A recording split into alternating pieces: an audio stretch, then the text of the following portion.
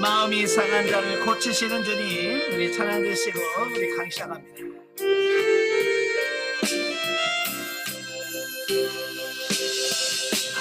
마음이 상한 자를 고치시는 주님, 하늘의 아버지 날 주관하소서. 주의 길로 인도하사 자유케 하소서. 새 일을 행하사 함께 하소서. 그의 복이 많으니 성령의 기름 부으소서. 그의 복이 많으니 내 나를 채워주소서. 성령으로 채우사 축복해 하소서. 주의 임재 속에 은혜하게 하소서. 주 뜻대로 살아가리 세상 끝날까지. 나를 믿으시니 새날 열어주소서. 그의 복이 많으니 성령의 기름 부으소서. 그의 복이 많으니 내 나를 채워주소서.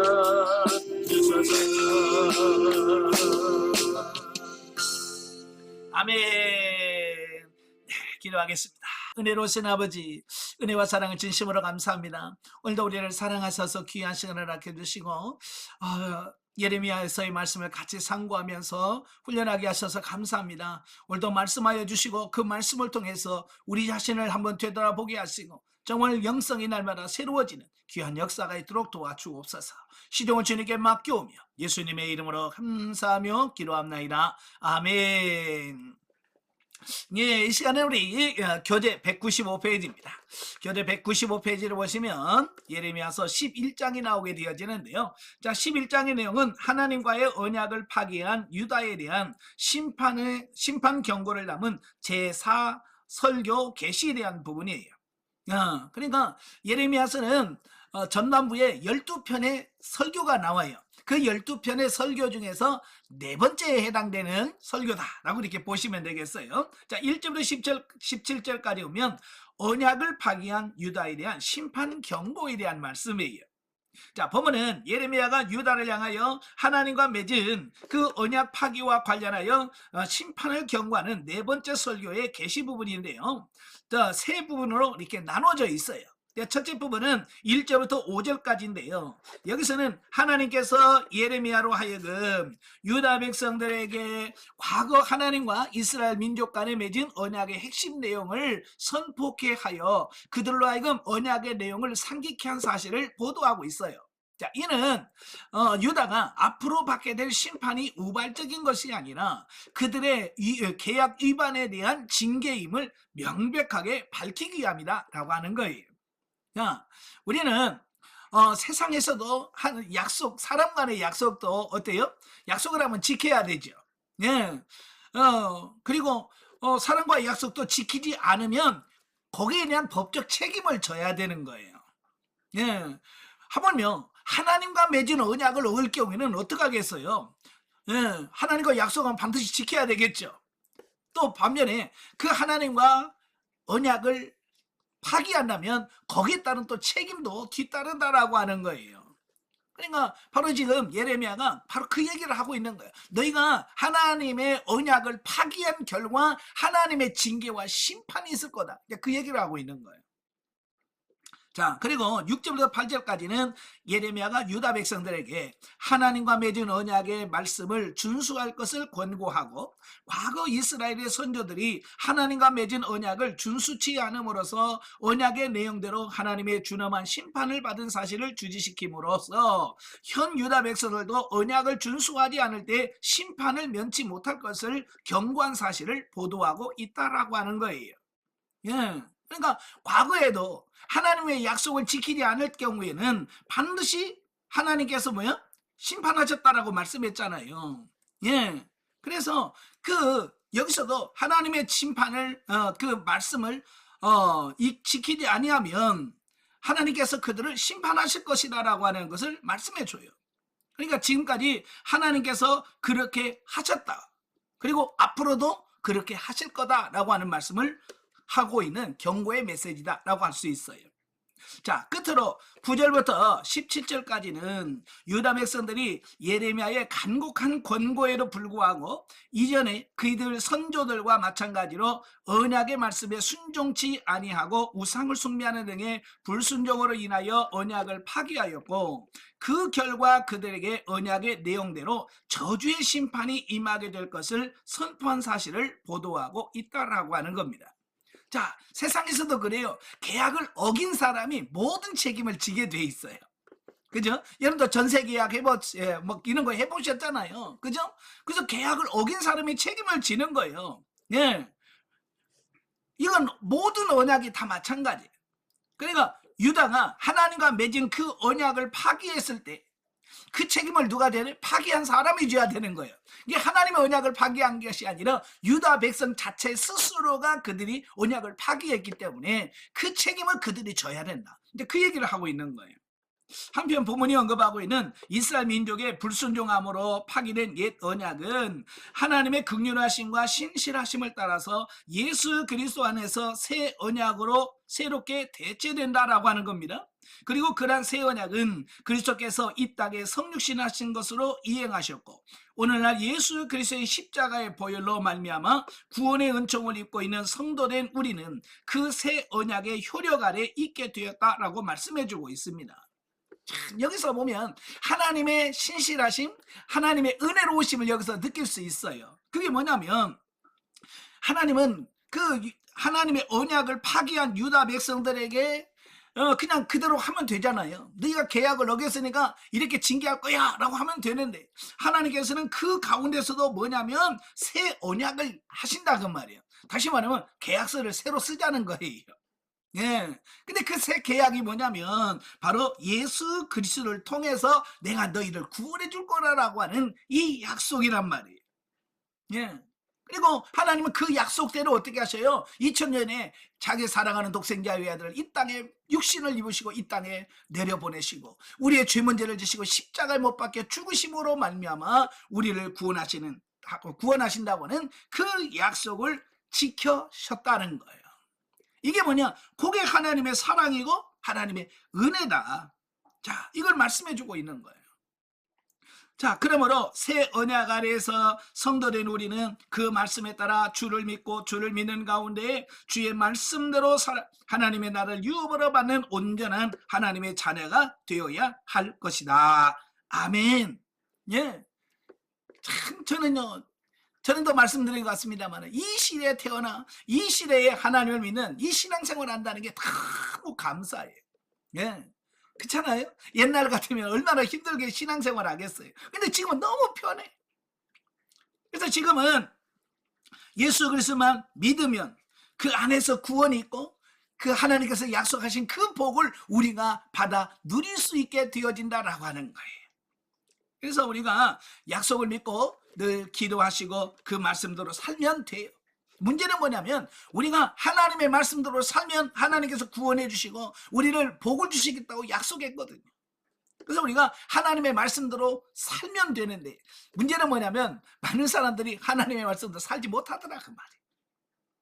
오늘 이 시대의 많은 성도들이 하나님의 말씀대로만 살면 복을 받는데, 많은 성도들이 하나님의 말씀대로 살지 아니하고 복만 달라고 한다는 말이에요. 아마 여러분도 자녀를 키워봐서 아시겠죠. 자녀들이 자기 할 일, 그러니까 뭐 공부도 열심히 하고 막 말씀도 부모 말씀 잘 듣고 그러면 용돈이 그냥 나가잖아요. 그죠?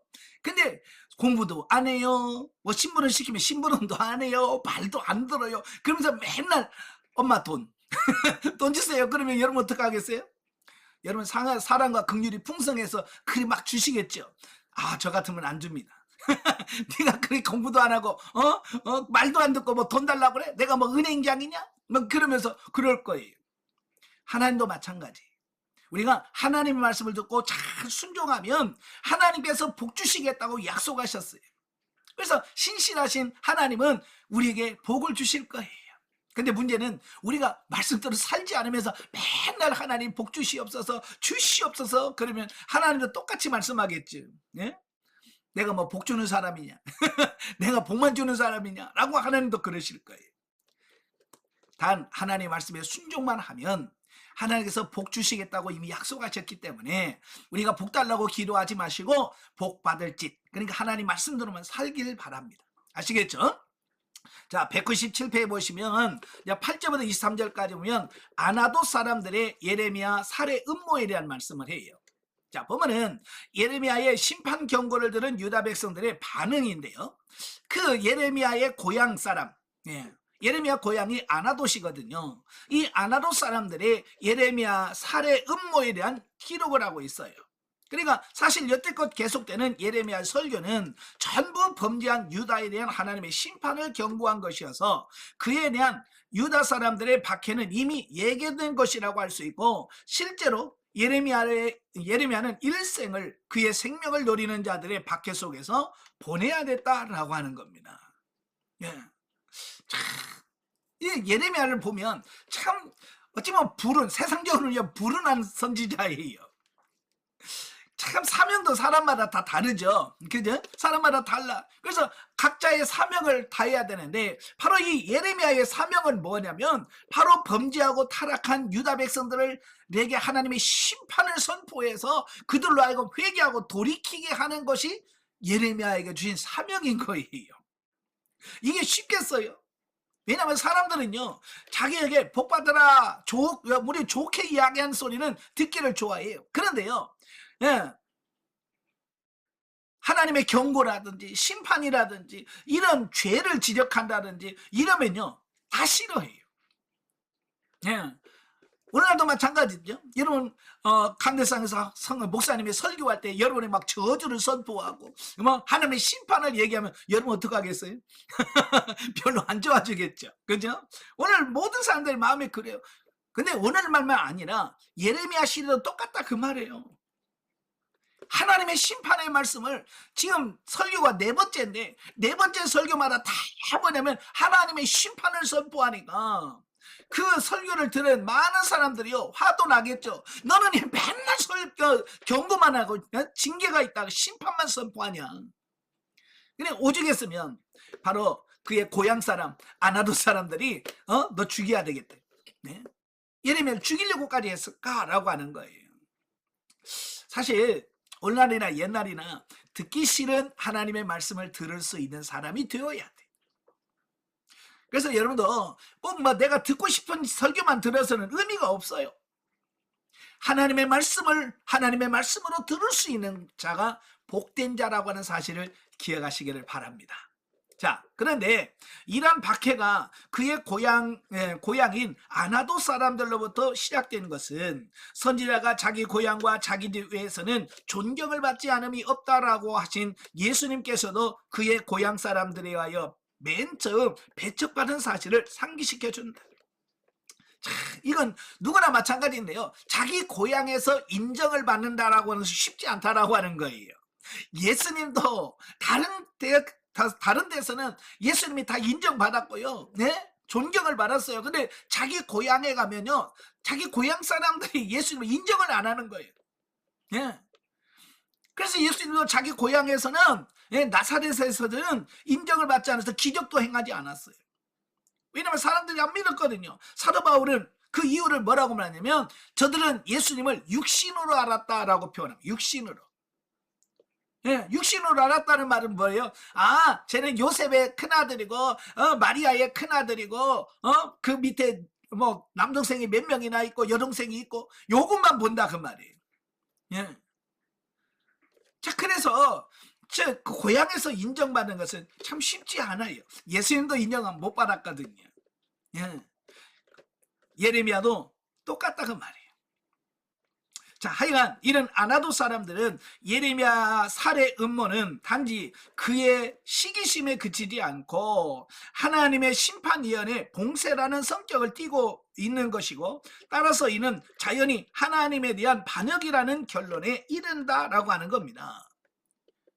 왜냐하면 예레미야는 지금 자기가 하고 싶은 말을 하는 게 아니잖아요. 그죠? 자기가 하고 싶어서 하는 게 아니야. 하나님께서 이 말을 전해라, 이 말을 선포해라 라고 해서 하나님의 말씀을 받아서 그 말씀을 전하는 거예요.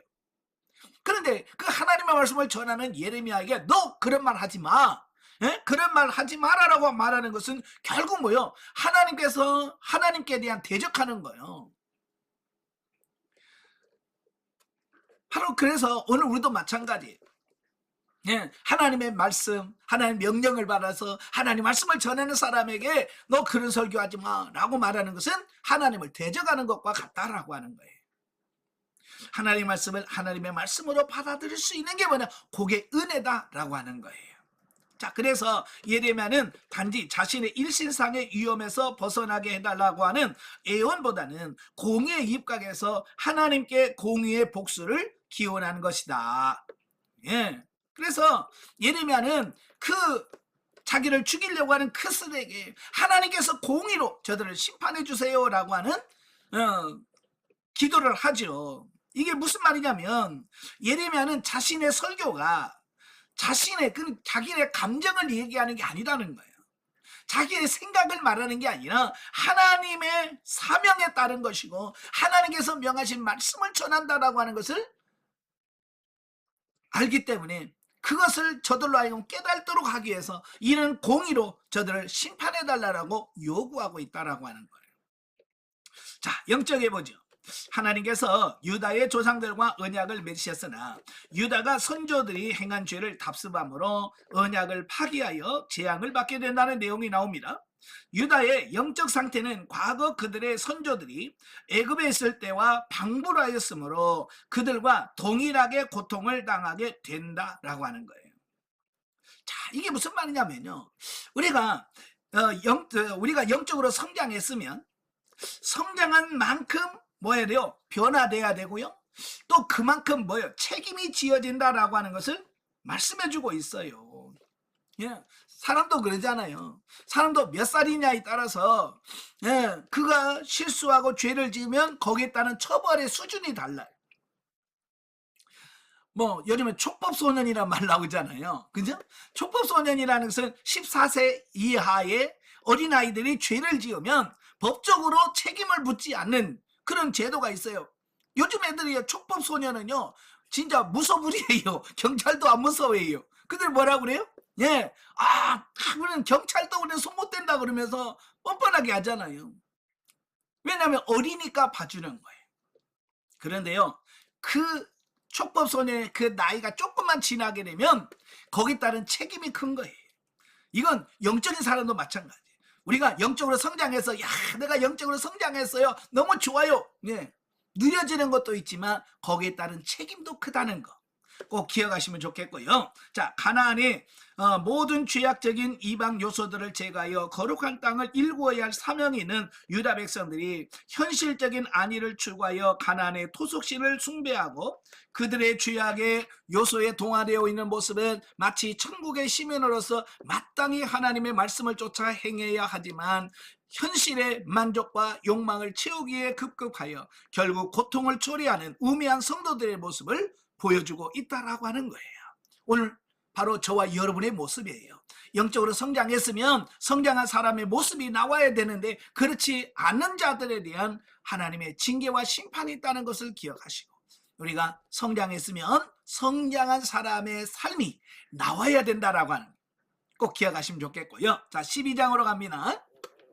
자, 12장은 하나님과의 언약을 파기한 유다에 대한 심판 경고를 담은 제사 설교의 종결. 자, 1절부터 4절에 보면 하나님을 향한 예레미야의 질문입니다. 앞단락에서 예레미야는 자신의 동족이자 동양 사람인 그 아나도 사람들의 자신에 대한 살해 음모를 알고 그들을 심판해 주실 것을 하나님께 탄원하고 그에 대한 응답을 받았죠. 그리고 이은 본문에서는 악인이 형통하는 현실적 문제에 직면하여 공의의 하나님께서 어찌하여 악인이 형통하도록 방관하고 있는지를 항변하고 있는 내용이 나옵니다. 자, 이 예레미야의 이 고민은 예레미야의 고민만 아니라 많은 선지자들의 고민이었고 오늘 우리들의 고민이거든요. 자, 교회에서 보면 참 신앙생활 열심히 잘하고 진실하게 기도하면서 살려고 하는 사람들이 대부분이 어려워요. 경제적으로도 어렵고요. 여러 부분에서 어려워요. 근데 주일도 대충 빼먹고 이제 그런 사람들은 어때요? 잘 되는 모습을 많이 본단 말이에요. 그러니까 정말 진실하게 살려고 하는 사람들이 도대체 왜 그럴까? 정말 하나님이 살아계신다면 이럴까라고 하는 의문을 갖게 돼요. 오늘 예레미야도 동일한 의문을 제기하는 거예요. 자, 이런 예레미야 항변은 1차적으로는 자신을 살해하려는 그 아나도 사람들에 대한 반발에서 비롯되었다고 볼 수 있다.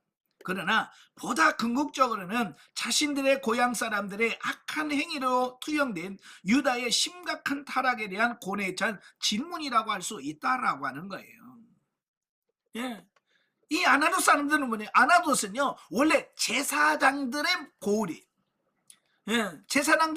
제사장들만 모여 사는 그런 마을이라 그 말이에요.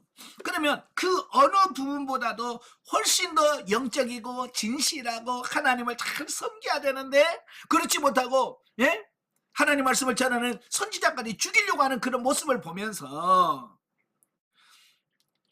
예레미야가 어떻게 하나님 이럴 수가 있습니까? 라고 하는 어떤 그런 탄식어린 질문이다라고 볼 수 있다 그 말이에요.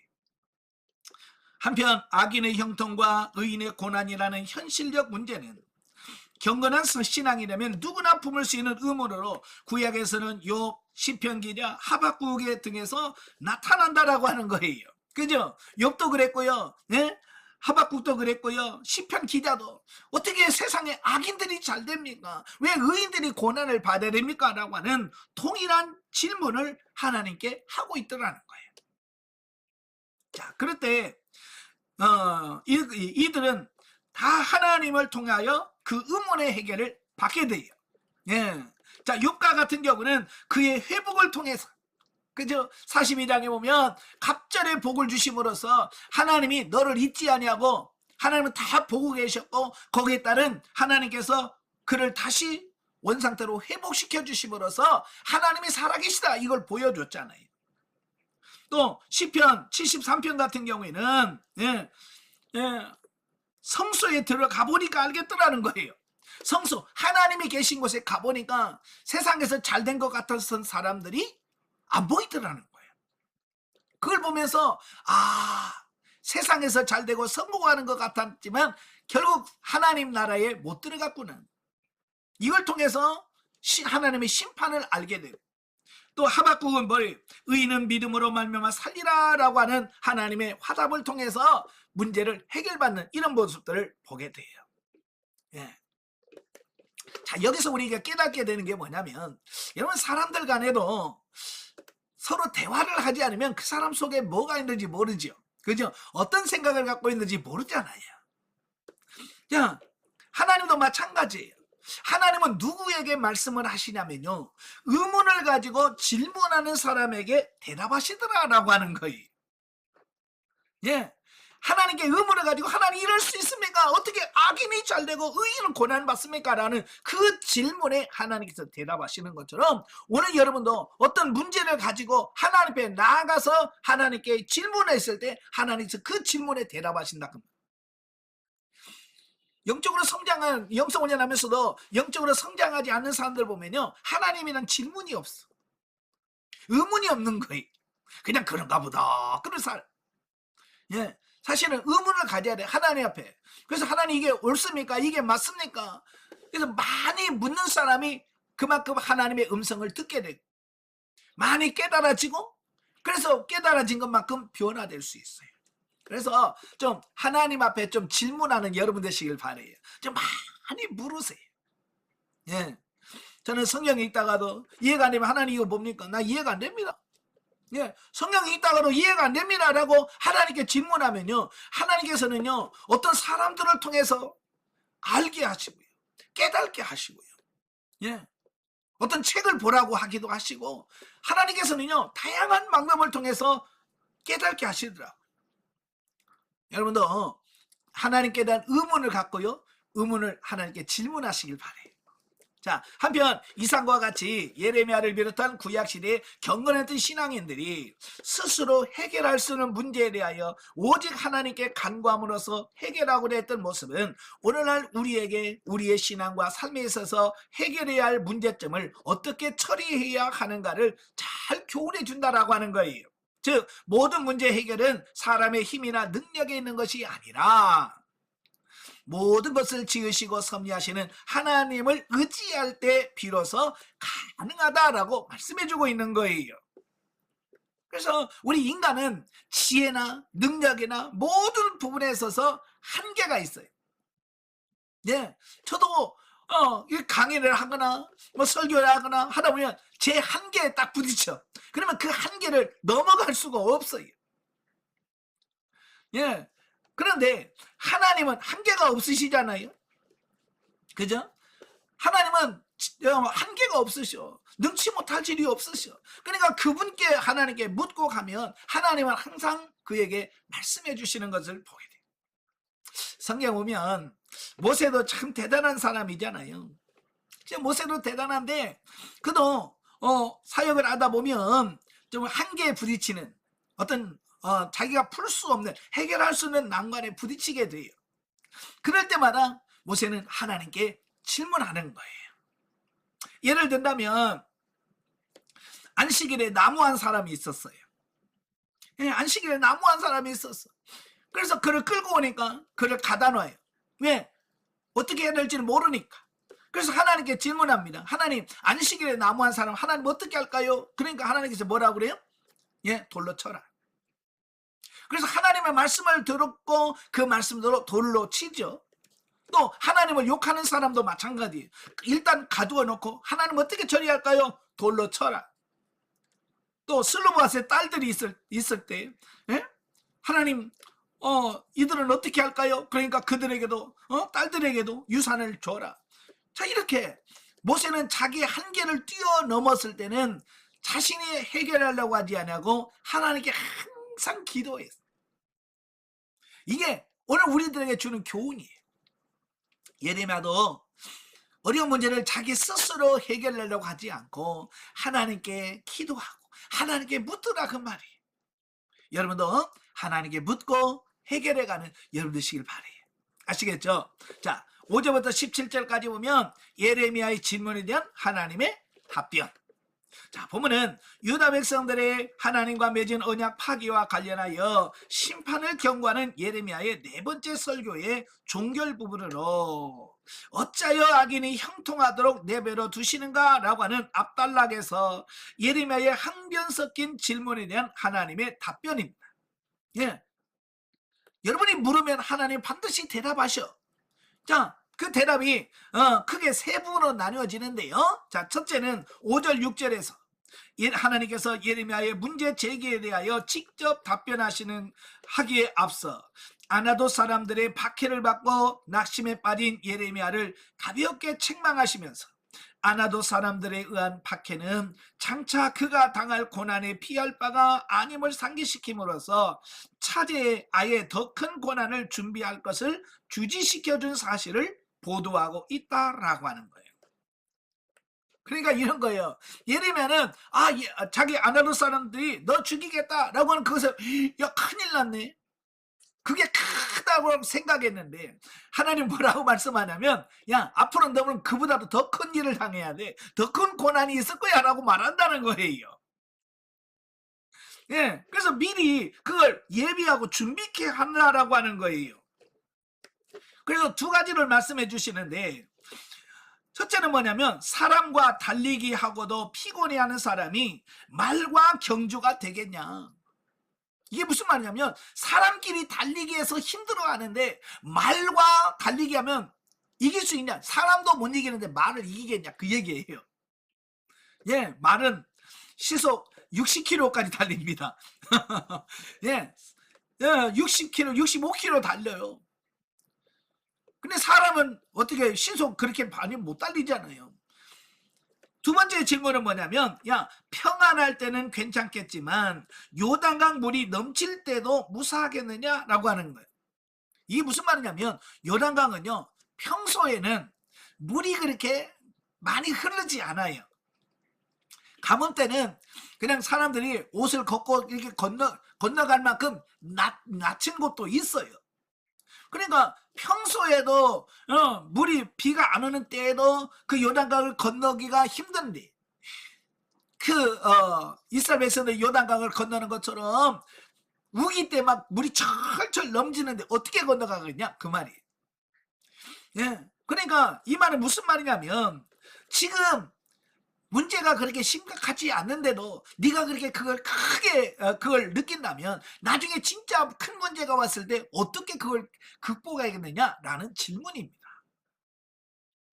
자, 이것은 오늘날 우리들에게 적용해 보면 그래요. 자, 우리가 코로나 때 참 교회가 힘들어하고 어려웠었잖아요. 그죠? 예. 그래서 뭐 교회 힘드니 어쩌니 막 그러면서 신앙생활을 하기 힘드니 어려우니 그랬어요. 그때 제가 설교할 때 그랬어요. 여러분, 이 코로나는 물론 힘들기는 하지만 마지막 예수님이 재림하시기 직전에 7년 대환란에 비하면 이건 게임도 안 됩니다. 7년 대환란에 우리나라가 명함도 못 내밀 정도입니다. 그래서 이 코로나 이것도 우리가 극복 못한다면 어떻게 7년 대환란을 극복하겠습니까? 제가 설교했어요. 예. 마찬가지예요. 그 작은 것 하나 극복하지 못하면서 큰 걸 어떻게 이기겠냐라고 하는 말씀이에요. 지금 예레미야가 그 얘기하고 있는 거예요. 오늘 여러분도 마찬가지. 우리가 당하는 여러 가지 고난이 있어요. 나름대로 힘들지요. 그죠? 물질적인 어려움, 또 뭐 성도들 간의 갈등, 교회 안에서 어떤 이런 파트너를 통한 어떤 힘듦, 이런 부분도 있지만 사실은 우리가 힘들다라고 말하지만 여러분 7년 대환란에 비하면 그게 힘든 거겠습니까? 아무것도 아닌 거거든요. 그래서 여러분도 그 조그마한 거 너무 힘들다라고 생각하지 마시고 그 마지막 7년 대환을 바라보면서 그것들을 넉넉히 이겨갈 수 있는 이런 삶이 되셔야 돼요. 사람도요, 고난을 당해본 사람들은요, 나중에 어지간한 것 와도요 견딜 수 있습니다. 근데 그 작은 것들을 하나도 견디지 못하면 조금 더 큰 것만 와도요 무너져요. 그래서 하나님께서 사랑한다라고 말하면서 고난을 주신 이유가 뭔 줄 아세요? 그 작은 고난을 이겨야 나중에 큰 문제가 와도 넉넉히 이길 수 있는 사람이 되어지기 때문에 그렇습니다. 작은 고난에 승리하시기를 바래요. 아시겠죠? 자, 다음으로 7절부터 13절은 예레미야의 문제 제기에 대한 직접적인 답변으로 하나님 앞에 악한 유다가 잠시 형통하는 듯이 보이나 결국 하나님의 심판 도구로 사용된 대적의 침입을 받아서 유다 땅과 백성들이 유린당하며 황폐될 것을 예언한 사실을 보도하고 있다라고 하는 거예요. 자, 여러분, 폭풍전야라는 말이 있죠. 태풍이 오기 전에 고요한 시기가 있어요. 네. 가끔 하면 막 뉴스에서 태풍이 옵니다.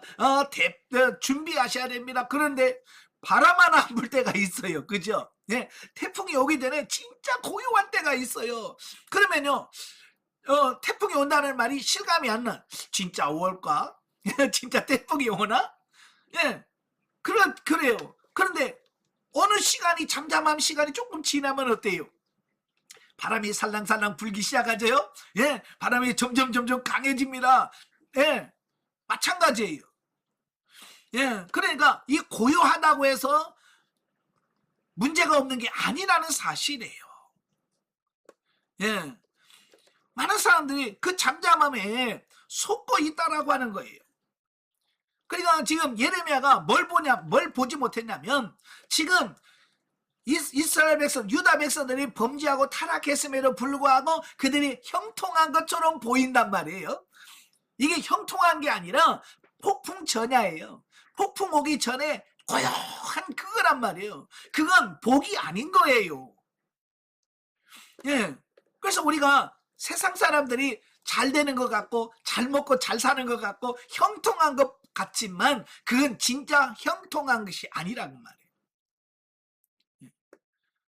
그래서 우리는 모르니까 태평할 수밖에 없는 거예요. 미래를 모르잖아요. 그죠? 뭔 미래를 모르니까 우리는 그 속에서 이게 참 평안하다, 행복하다라고 생각할 수 있죠.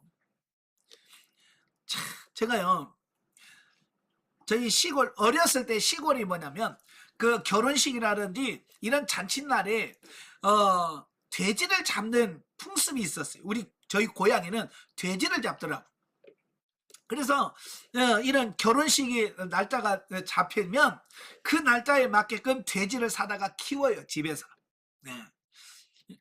그래서 저는 이제 형들이 많기 때문에 제 큰형님이 결혼할 때도 거기에 맞춰서 돼지를 사다가 길러요. 그 잔칫날에 맞춰서. 예, 길러. 근데 저희 어머님은요, 그 잔칫날이 며칠 앞에 다가오면 그 돼지에게 더 정성을 들입니다. 그래서 먹을 것도 막 더 주고 막 그래요. 맛있는 것도 주고 막 그래요. 그럼 이 돼지는요, 웬 행제야 그러겠죠. 그죠? 갑자기 막 맨날 뜬물만 먹을 것도 없고 꾸중물만 주다가 막 건더기도 주고 막 맛있는 것도 주면 이 돼지는 와 행복하다, 왜 이렇게 맛있는 걸 주나라고 생각할 수 있겠지만 결국은 며칠 후에 죽는 날이에요. 그걸 아셔야 돼. 그러니까 저희 어머니도 아무리 돼지라고 하지만 며칠 후에 잔칫날 잡을 것을 생각하니까 저희 어머니는 불쌍해가지고 돼지 머리도 쓰다듬어주고 맛있는 것도 준다 그 말이에요. 그러니까 악인이 잘 되는 것은 결코 잘 되는 게 아니라는 거예요. 이해하시죠? 자, 물론 여기서 하나님의 심판 도구로 사용된 나라는 바벨론이었다라고 하는 거예요. 예, 하나님은 바벨론이라는 나라를 예비시키시고 준비해 놓으셨다 그 말이에요. 근데요, 그 바벨론을 칠 거다라고 얘기해도요, 유다 사람들은요 코웃음을 쳤어요. 왜 그러냐면요, 이때까지만 해도 바벨론이라는 나라가 그렇게 큰 나라가 아니었어요. 예, 아직 바벨론은 큰 나라가 아니었어요. 아직도 아수르라는 나라가 큰 나라가 있고요. 예, 바로 그런 나라이기 때문에 어떻게 그 작은 나라가 우리를 칠 수 있어 라고 하면서 안 듣는 거예요. 그래서 하나님께서는 뭐요, 이제 서서히 바벨론을 키워 가시는 겁니다. 그래서 그 바벨론이 커지면서 아수르를 무너뜨리고 이제 중근동 지역을 정복을 하고 그 다음에 유다를 치르고, 자, 하나님은 이렇게 차근차근 준비해 가시는 이 부분을 보게 돼요. 자, 끝으로 14절부터 17절에 보면 하나님께서 유다를 침략할 이방 국가를 심판하시고 유다를 다시 회복시킬 것을 예언한 사실을 회복하고 있습니다. 이는 예레미야를 비롯한 경건한 자들의 또 다른 의문, 곧 공의의 하나님께서 왜 유다보다 더 악한 이방 민족을 통하여 유다를 심판하시는가 라고 하는 의문을 가지지 않도록 하기 위함이다 라고 하는 거예요. 예, 하박국 선지자도 똑같은 질문을 해요. 예? 하나님 왜 악한 사람이 잘 됩니다, 잘 되는데 왜 하나님 보고만 계십니까? 그러니까 하나님 뭐라고 했어요? 야, 그런 소리 하지 마. 내가 바빌론이라는 나라를 내가 준비해놨어. 그러니까 뭐라고 그래? 아니, 우리보다 더 악한 민족을 들어서 우리 심판하면 어떻게 됩니까? 예, 바로 그런 질문을 하잖아요. 그때 하나님께서 야, 그들은 그냥 도구일 뿐이야. 내가 그들을 통해서 심판의 도구일 뿐이야. 그들도 다시 망할 거야. 자, 이렇게 말씀해 주시는 겁니다. 그래서 이 본문의 예언은 하나님께서 메대와 바사를 통해 바벨론을 심판하시고 바벨론에서 포로 생활하는 이스라엘 백성을 다시 귀환시킴으로써 성취되어진다라고 하는 것을 말씀해 주고 있습니다. 그래서 바벨론도 하나의 도구예요. 나중에 메대와 바사, 페르시아 제국도 하나님의 도구로 쓰임받을 수밖에 없다라고 하는 거예요. 예, 그래서 그들은 도구들은 멸망하지만 궁극적으로 이스라엘 백성들은 뭐요? 다시 회복되어진다는 거예요. 내가 다시 그들을 돌아오게 하겠고 그들을 통해서 하나님의 나라를 건설하겠다라고 말씀해주고 있다라고 하는 거예요. 자, 13장으로 갑니다. 13장은 제5설교 다섯 번째 설교인데요. 두 가지가 나와요. 썩은 뱃띠와 포도주병의 비유 및 세 가지 경고가 나옵니다. 자, 1절부터 14절이면 썩은 뱃띠와 포도주병의 비유인데요. 자, 다섯 번째 설교 두 가지 비유를 들어서 그들의 죄악상을 지적해주고 있어요. 자, 1절부터 11절은 소위 썩은 뱃띠 비유라고 불려지는 유명한 비유입니다. 예, 하나님께서 뱃띠가 뭐냐? 허리띠예요.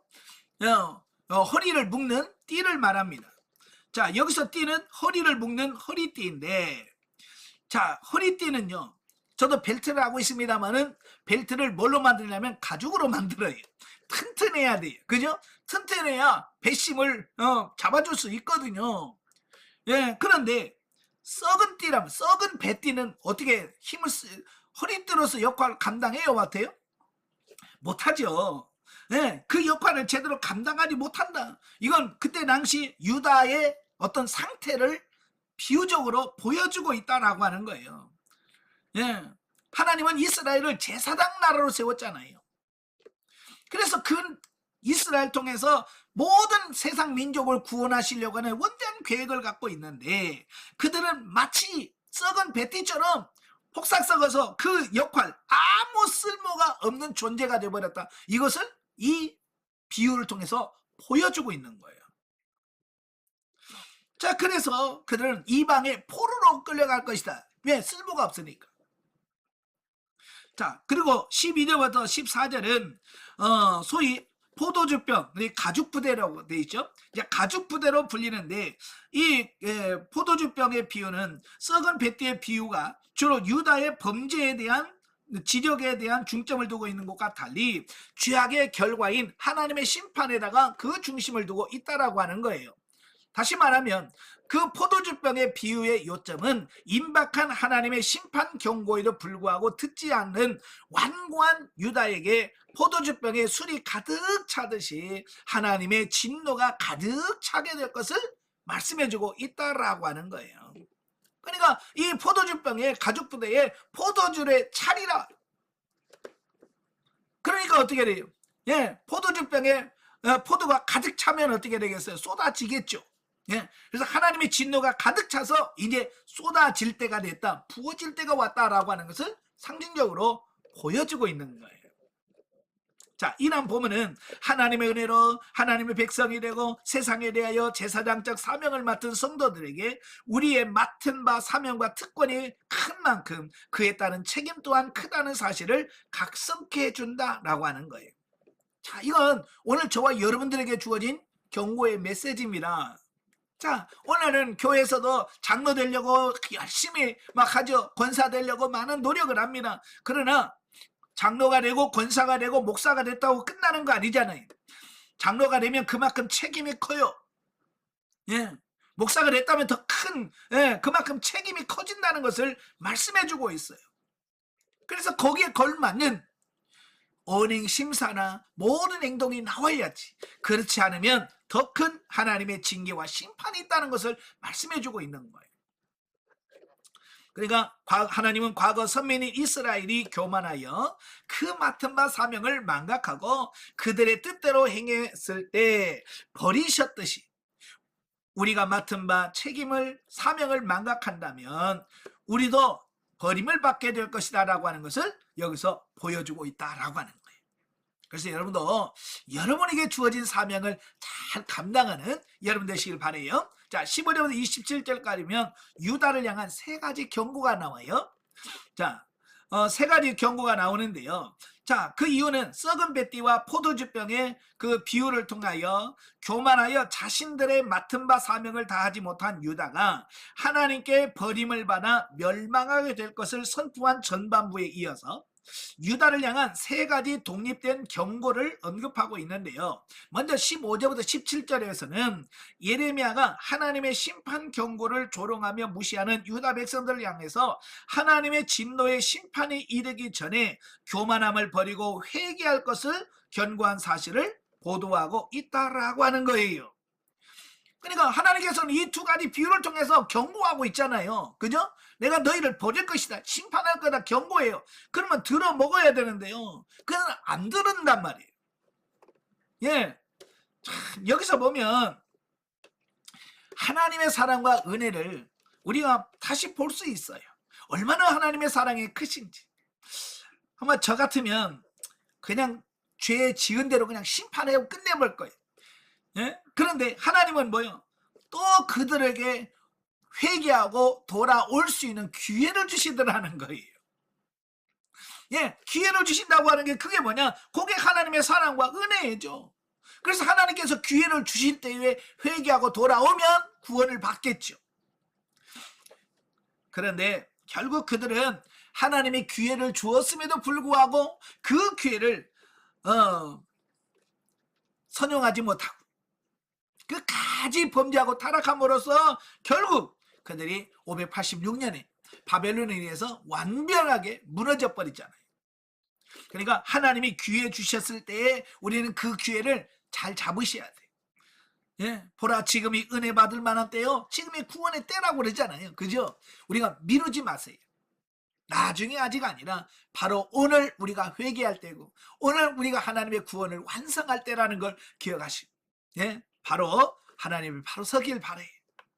자, 18, 19절에서는 유다의 왕과 왕후를 비롯하여 유다 백성들이 이방의 포로로 끌려가게 될 것을 경고한 사실을 보도하고 있는데요. 이는 아마도 유다가 바벨론에 의하여 2차 침공당했을 때 즉위 3개월 된 여호와 긴 왕과 그의 모후 누스라를 비롯해서 만여 명의 유다 성도들이 백성들이 포로로 끌려가는 것을 가리킨 듯 하다라고 하는 거예요. 그러니까 하나님께서 기회를 주셨잖아요. 이스라엘 백성들에게 회개할 기회, 하나님께 돌아올 기회를 주셨는데도 불구하고 그들이 안 들으니까 어때요? 실제적으로 그 하나님의 징계와 심판이 그대로 이루어진다라고 하는 것을 말씀해주고 있습니다. 이걸 보면서 들을 귀 있는 자가 얼마나 소중한가, 중요한가. 예수님도 그러잖아요. 들을 귀 있는 자는 복이 있도다. 예, 들을 귀 있는 자는 복이 있대. 여러분, 이 귀가 없는 사람 어디 있어요? 여러분, 청각 장애인들도 다 귀 있습니다. 예, 청각 장애인 다 귀 가지고 있어. 근데 못 듣는 거예요. 그러니까 귀가 있다고 듣는 게 아니라 들을 수 있는 귀가 진짜 귀인 거예요. 오늘 이 시대로 하나님이 우리에게 던지는 메시지를 들을 수 있는 이 귀가 있어야만 되지, 그냥 이 귀만 갖고 있다고 되는 게 아니라 그 말. 우리가 하나님의 음성을 들을 수 있는 정말 귀가 열려져야 돼. 그래서 들을 귀 있는 자는 복이 있다고 하신 이유가 뭐냐? 그냥 귀만 갖고 있다고 되는 게 아니라 그 하나님의 말씀의 뜻이 무엇인지 그걸 깨달아 들을 수 있는 그런 귀가 중요하다, 이 말씀을 하고 있는 거예요. 끝으로 20절 21절에 보면 구스인의 피부나 표범의 반점이 선천적으로 변개될 수 없듯이 유다인들의 죄악이 마치 선천적인 것처럼 습관화되어서 도저히 고칠 수 없음을 지적하고 있습니다. 그렇죠? 예, 사람의 피부가 바뀝니까? 여러분, 검은 피부를 갖고 있는 사람이 백인이 될 수 있나요? 우리가 잘 아는 것처럼 마이클 잭슨 원래 흑인이잖아요.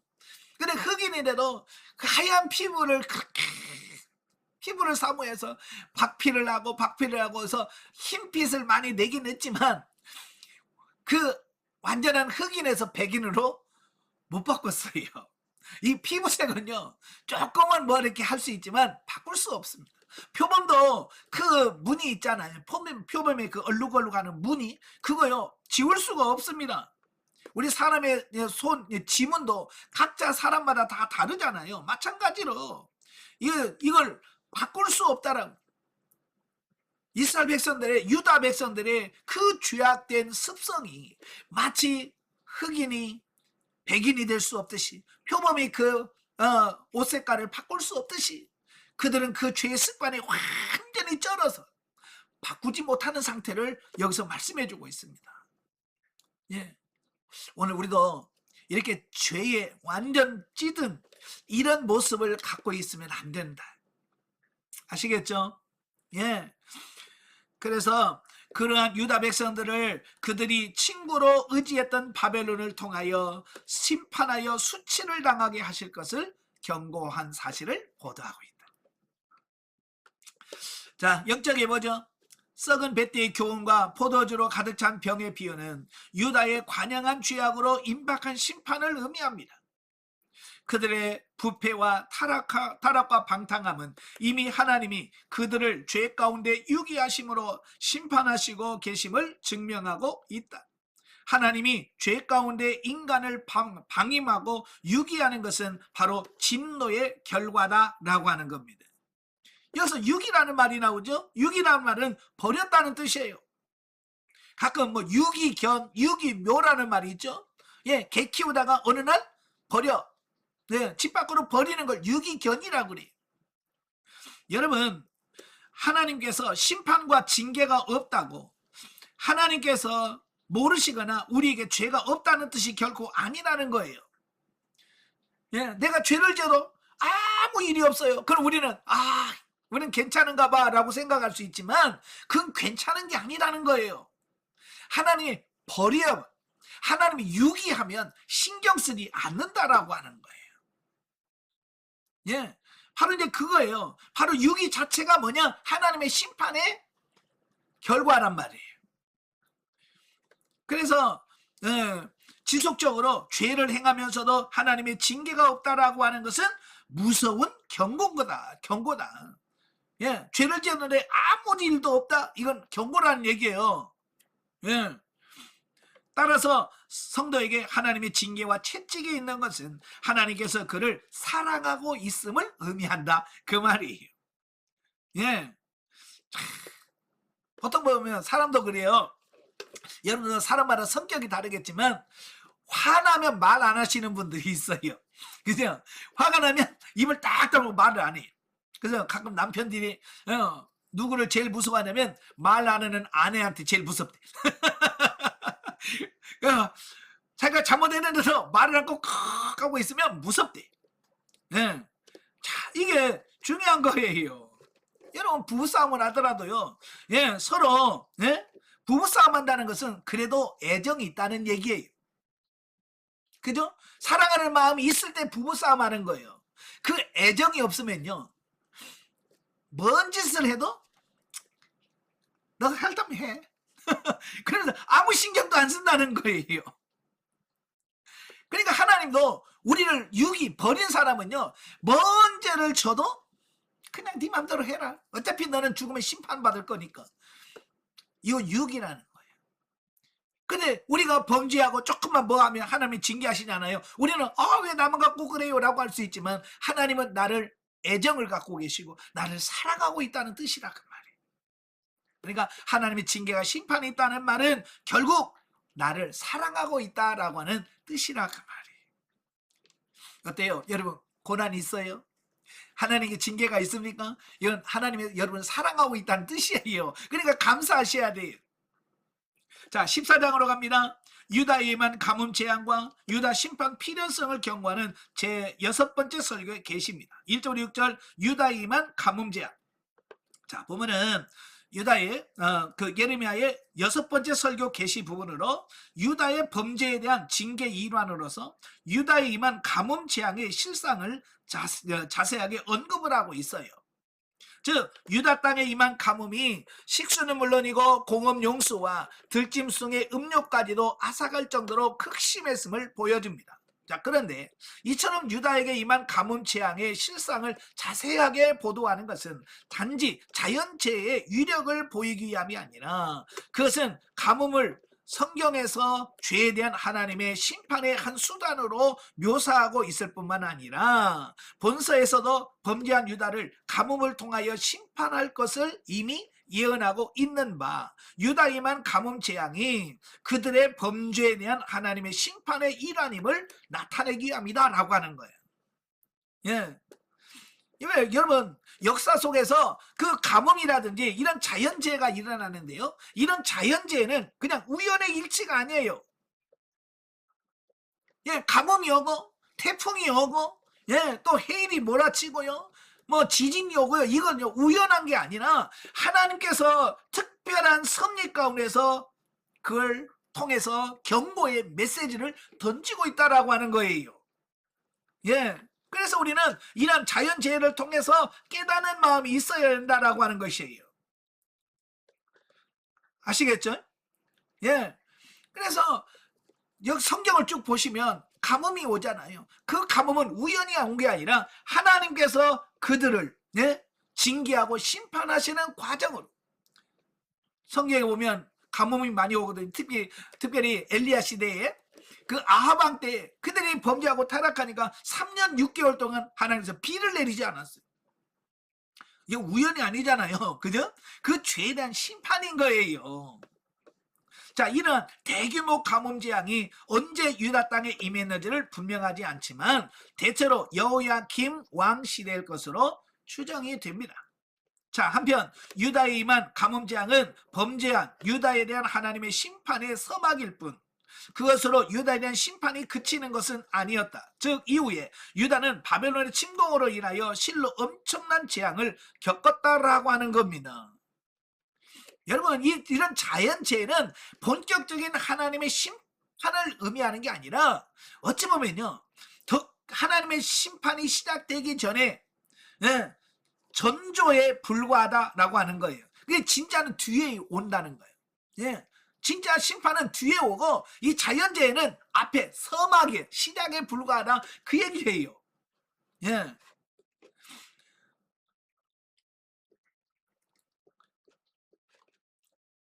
자, 그와 같이 즉 이후에 유다는 바벨론 침공으로 인하여 실로 엄청난 교환을 겪게 되는데 그와 같이 하나님은 이 세상에 대한 하나님의 최후 대심판 때에도 본격적인 심판의 전조를 보여주실 것이다.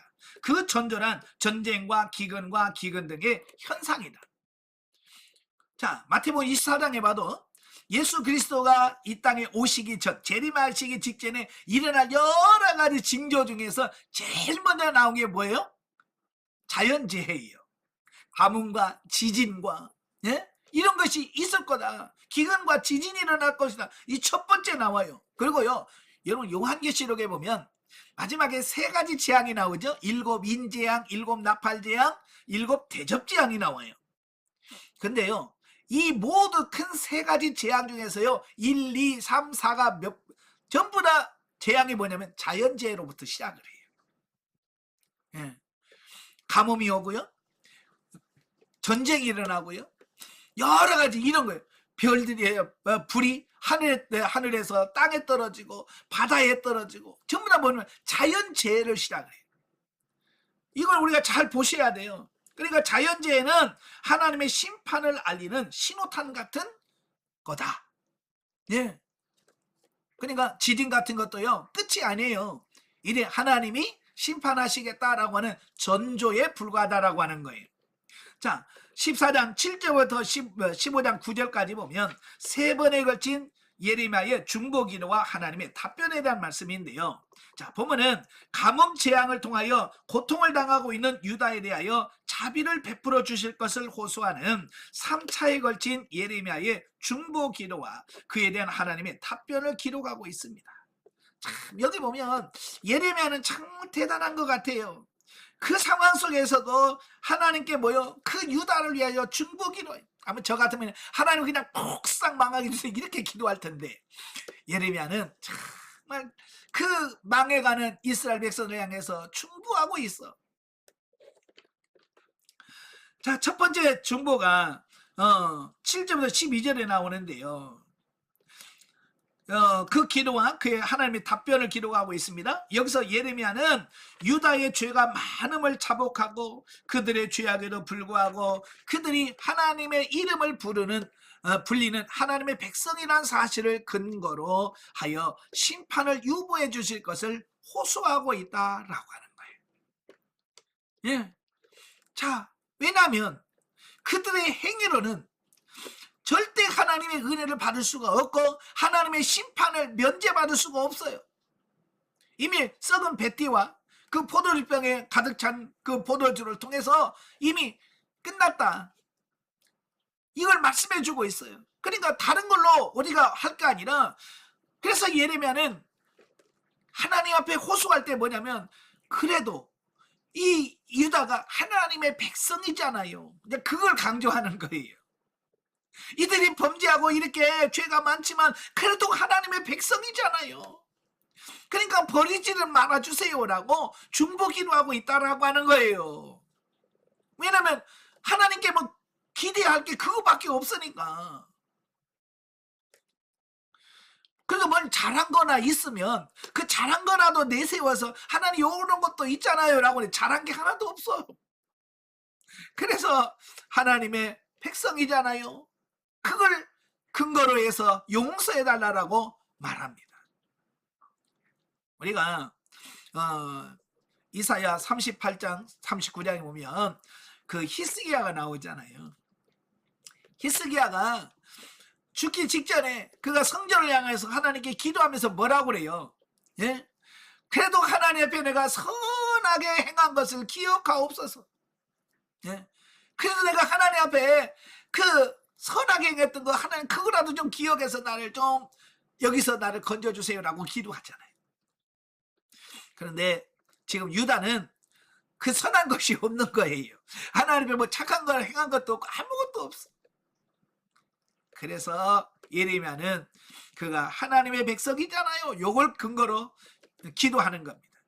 그러나 하나님은 예레미야의 중보기도와 유다 백성들의 금식이나 제사 등에도 불구하고 유다 백성들의 죄를 용서하지 않을 뿐만 아니라 가뭄 이후에 칼과 기근과 연병을 통하여 그들을 멸하실 것을 밝힘으로써 유다에 대한 심판의 의지를 분명하게 하고 있다라고 하는 거예요.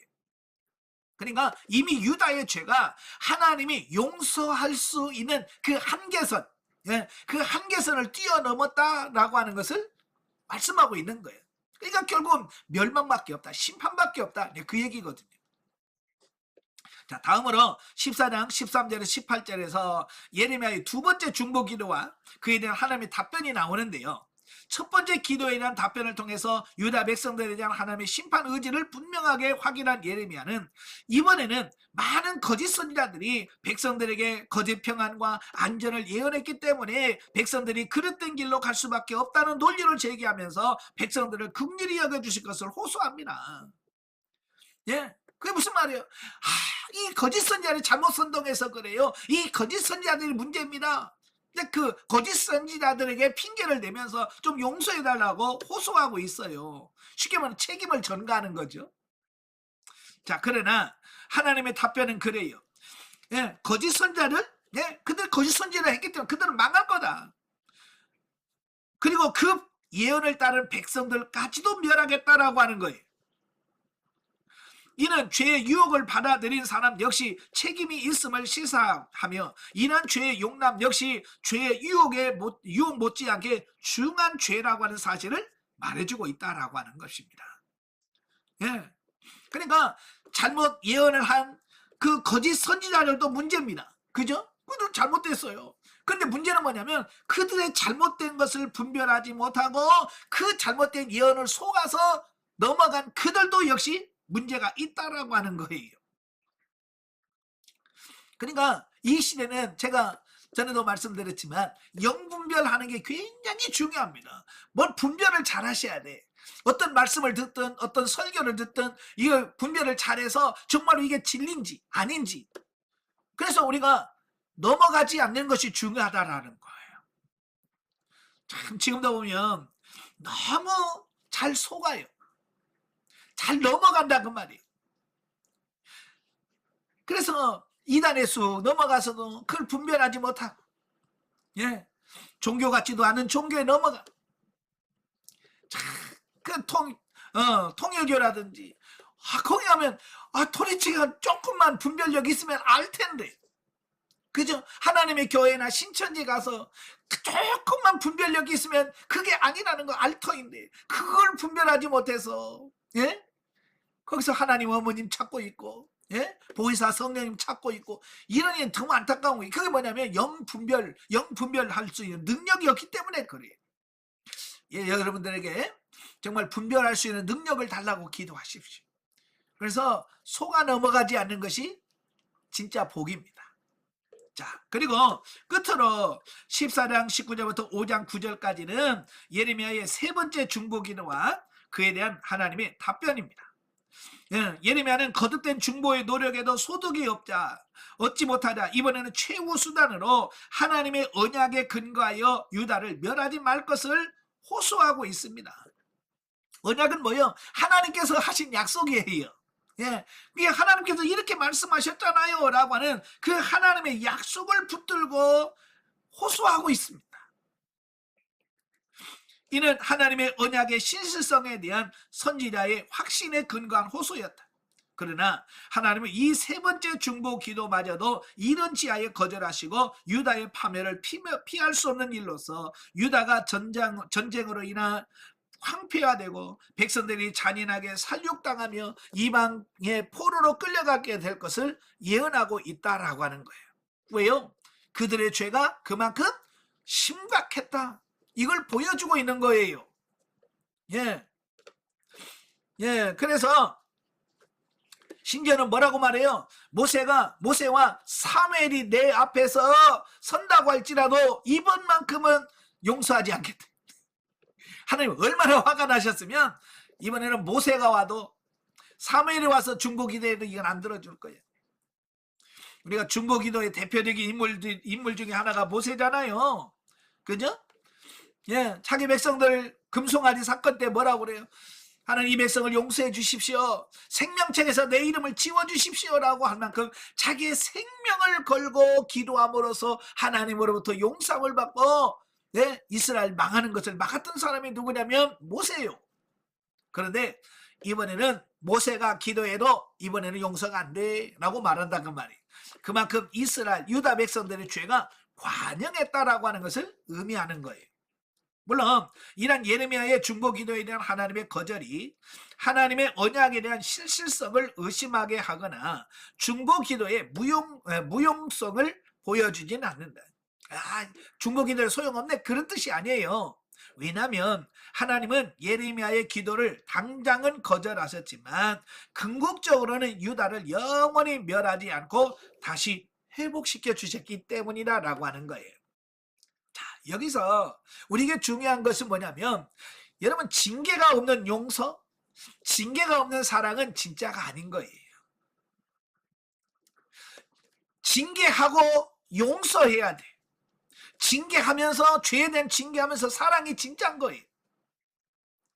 예, 그래서 죄값을 치르게 하시고 변화시키고 회개시킨 다음에 하나님은 회복시켜. 이게 뭐냐? 하나님의 용서 방법이에요.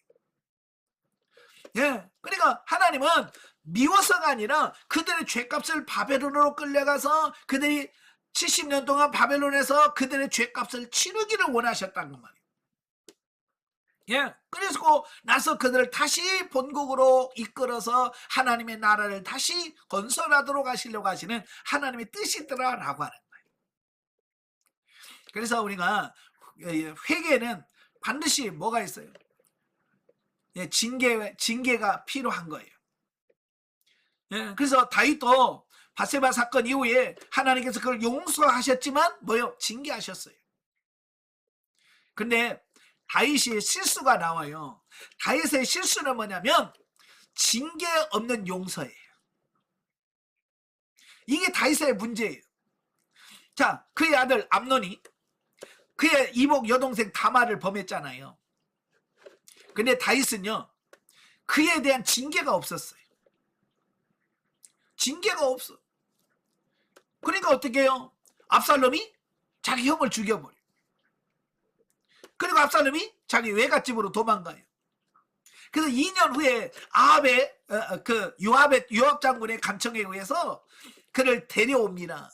데려오는데요 징계가 없어요. 징계가 없이 그냥 집안에 있어라 그러고 안 봐줘. 그러니까 압살롬이 나중에는요 반역을 하게 돼요. 여러분 사랑할 때는요, 반드시 징계하고 나서 회복시켜 줄 때 진정한 관계가 회복되어지는 거예요. 무조건 어 무조건 잘해 준다고 사랑이 아닙니다.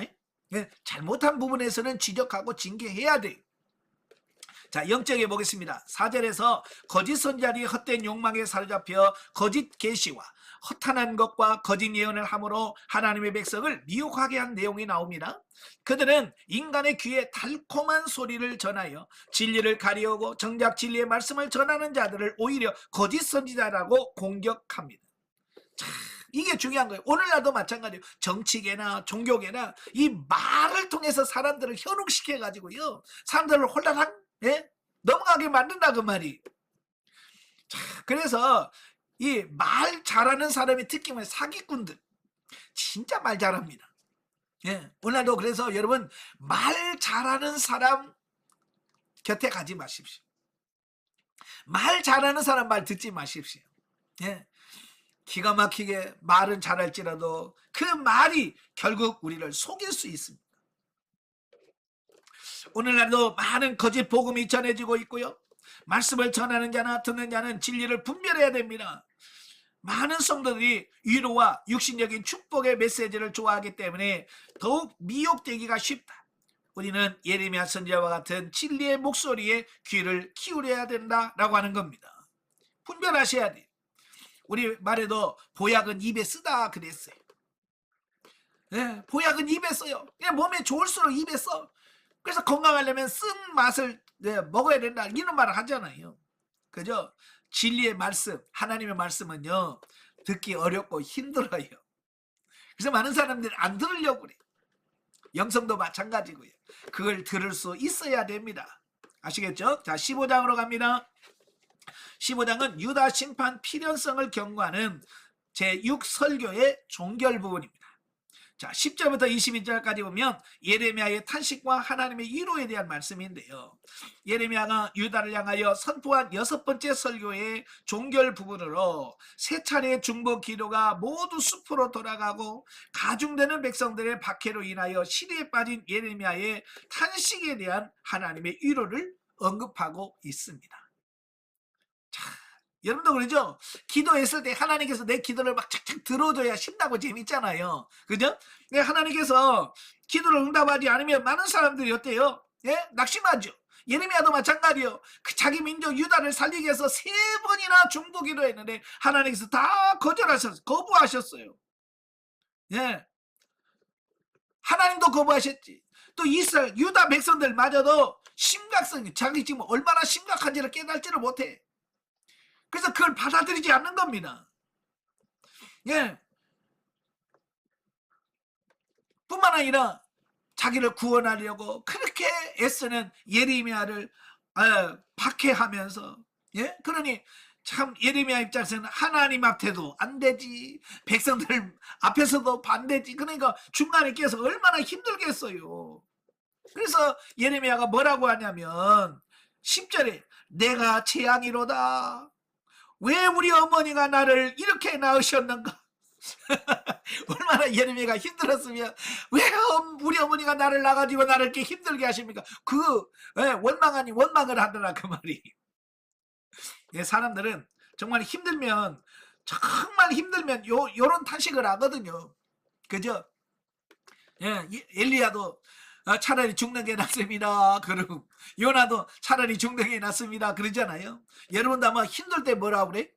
아이고 차라리 죽는 게 낫겠습니다. 그런 말 하잖아요. 예, 그건 그 말을 한다는 것은 그만큼 힘들다. 네, 어렵다. 자, 이걸 말씀해 주고 있는 거예요. 자, 앞단락에서 살펴보았듯이 예레미야의 3번에 걸친 필사의 중보기도에 불구하고 유다에 대한 하나님의 확고한 심판 의지는 그로 하여금 자신의 선지자직에 대한 한계를 느끼게 했을 것이다. 예, 사실 일을 하다가 어떤 한계에 딱 봉착을 하게 되면 의욕이 없어지잖아요. 그죠? 의욕이 없어져. 뭘 하려고 하는 의욕도 없고, 심지어는요, 가장 심하면 식욕이 떨어집니다. 예, 저도 참 이 밥맛 떨어진다는, 밥맛이 없다는 말을 참 이해를 못 하거든요. 항상 밥맛이 좋아요. 어지간히 아파도 저는 밥맛이 없다는 말을 잘 안 해요. 그러니까 제가 밥맛이 없네 그러면 진짜 아픈 거예요. 진짜 심할 때 정말 심하면 진짜 밥맛이 없네. 이제 그런 말 한단 말이에요. 그러니까 예레미야도 너무 그 선지자직에 대한 한계, 하나님도 거부하시지, 유다 백성들도 거부하지. 그 중간에 껴가지고 아무것도 없으니까 그가 한계를 느껴. 아울러 자신이 그토록 하나님의 심판을 막기 위하여 노력한 당사자인 백성들의 가중되는 박해는 그로 하여금 깊은 고독감과 무력감에 빠지게 했을 것이다. 예, 그죠? 내 편은 하나도 없고, 그죠? 하나님도 내 편인 줄 알았더니 내 편 아니고, 예, 대적들만 잔뜩 있는 그때 얼마나 예레미야가 힘들었을까요? 예레미야를 우리가 눈물의 선지자라고 얘기하잖아요. 왜 예레미야가 울 수밖에 없는지 아시겠죠? 이런 상황, 정말 하나님한테도 못하고 사람들 앞에도 못하고 정말 이러지도 못하고 저러지 못하니까 그는 울 수밖에 없었던 그런 비율의 선지자라고 할 수 있죠. 이처럼 자신을 선지자로 세우신 하나님과 백성들에 의하여 유리되었다고 느끼며 시루와 탄식에 빠진 예레미야를 위로하는 내용이 바로 본문이다.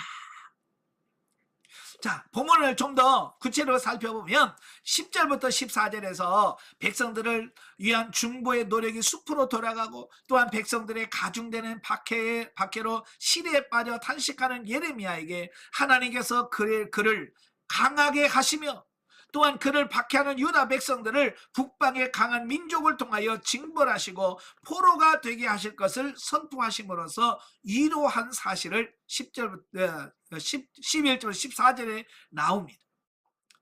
그리고 15절부터 21절에서 자신의 안전과 보호 및 대적에 대한 복수를 간구하는 예레미야의 기도와 그에 대한 하나님의 답변으로 하나님께서 시리에 빠져 신적 소명에 대한 확신을 갖지 못한 예레미야를 가볍게 질책하고 그를 어떤 환난 가운데서도 구원해 주실 것을 약속하심으로써 위로와 용기를 주신 사실을 19절부터 25절에 기록하고 있습니다. 그래서 그 낙심하고 있는 예레미야에게 뭐라고 그래요? 걱정하지 마라. 내가 너의 노성벽이 되어주겠다라고 말씀합니다. 노성벽. 여러분 성벽은 주로 뭘로 쌉니까? 흙과 돌로 쌓습니다. 그죠? 보통은 흙과 돌로 성벽을 쌓거든요. 근데 하나님은 뭐라고 그래요? 노성벽으로 만들겠다는 거예요. 노성벽은 그때 당시 제일 강한 강한 쇠의 기능을 갖고 있는 게 노성벽이거든요. 그러니까 그 누구도 무너뜨릴 수 없는 강한 노성벽으로 하나님이 되어서 예레미야를 지켜주고 보호해줄 것이다 라고 하는 약속을 해주고 있습니다. 이를 통하여 주의 종으로 부름을 받은 자들은 어떠한 경우에도 그 신적 소명을 의심해서는 안 되며 전적으로 하나님의 약속을 신뢰해야 한다는 교훈을 주고 있다라고 하는 거예요. 사람들은요, 어떤 일을 하다가 힘들고 어려우면 중간에 포기하고 싶은 마음이 있어요. 아마 여러분 영성 훈련하면서도 중간에 힘들고 어려우면 어때요? 이거 그만할까라고 하는 생각도 갖게 되잖아요. 그죠? 저도 참 목회하면서 정말 힘들 때마다 이거 내려놔야 되나? 이거 그만해야 되나라고 생각을 하고 되고 그것 때문에 갈등할 때도 있었거든요. 그때마다 하나님께서 위로해 주시고 용기를 주셔서 지금까지 오게 하셨어요. 참 하나님의 은혜죠. 앞으로 여러분도 마찬가지예요. 중간에 포기하거나 좌절하지 마시고 끝까지 주님 오실 때까지 이 길 놓지 마시고요. 계속해서 승리의 길로 가신 여러분 되시길 바래요. 아시겠죠? 중간에 포기하지 마시고요. 정말 주님 오실 때까지 끝까지 잘 가는 우리 모두가 되시기를 주님으로 축원합니다. 기도하겠습니다. 은혜로우신 아버지 감사합니다. 오늘도 귀한 말씀을 들려주신 아버지, 예레미야가 참으로 힘들고 어려운 과정 속에서도 참으로 하나님께서 주시는 은혜와 능력으로 그 사명을 감당해내는 부분을 보게 됩니다. 하나님, 오늘 이 시대도 참으로 힘들고 어렵습니다. 하나님께서 예레미야를 도우셨던 것처럼 우리 모두를 도와주시고 끝까지 승리할 수 있도록 하나님 축복해 주옵소서. 예수님의 이름으로 감사하며 기도합나이다. 아멘. 하나님께 드립니다.